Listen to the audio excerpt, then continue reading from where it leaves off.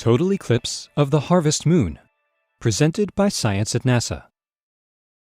In the days before light bulbs, farmers relied on moonlight to help them harvest their crops.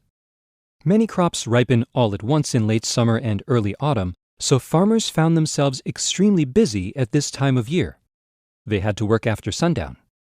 Moonlight became an essential part of farming, and thus the harvest moon was born.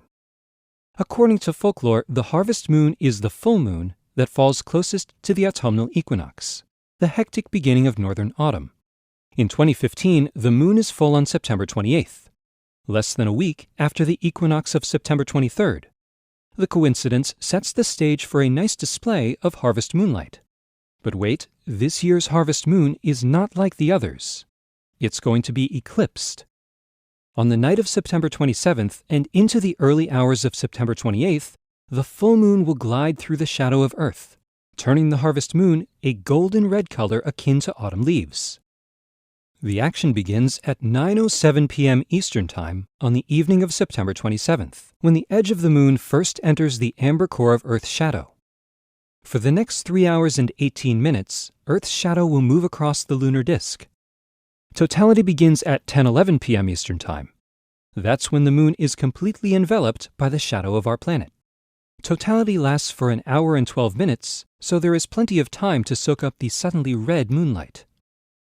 The reason the moon turns red may be found on the surface of the moon itself. Using your imagination, fly to the moon and stand inside a dusty lunar crater. Look up. Overhead hangs Earth, night side facing you, completely hiding the sun behind it. The eclipse is underway.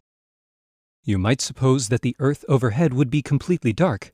After all, you're looking at the night side of our planet.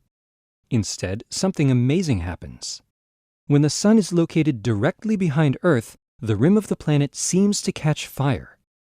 The darkened terrestrial disk is ringed by every sunrise and every sunset in the world, all at once. This light filters into the heart of Earth's shadow, suffusing it with a coppery glow. Back on Earth, the shadowed moon becomes a great red orb. One more thing. The full moon of September 28th occurs near the perigee of the moon's orbit. That is, the point closest to Earth. This makes the harvest moon a supermoon. The super harvest moon eclipse will be visible from the Americas, Europe, and Africa. It brings an end to a remarkable series of 4 consecutive total lunar eclipses visible from North America, a so-called tetrad. Perhaps the heavens have saved the best for last. If you live in the eclipse zone, mark your calendar for September 27th to 28th and enjoy the show. For more beautiful sights in the night sky, stay tuned to science.nasa.gov.